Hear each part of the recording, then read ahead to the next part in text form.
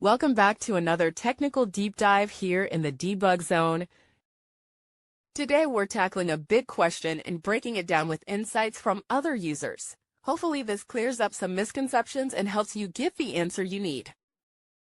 So buckle up, stay a little curious, and let's jump right in.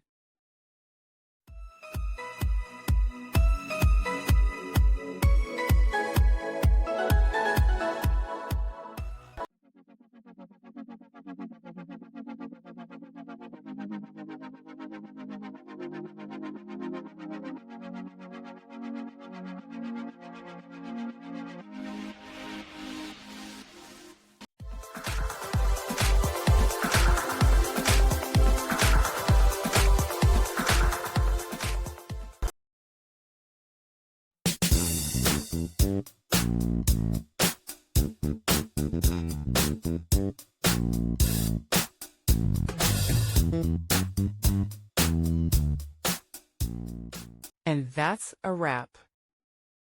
I hope you found the answer you were looking for. If you did, take a second to hit that subscribe button. It really helps out. And let me know in the comments which solution worked best for you. See you next time in the Debug Zone.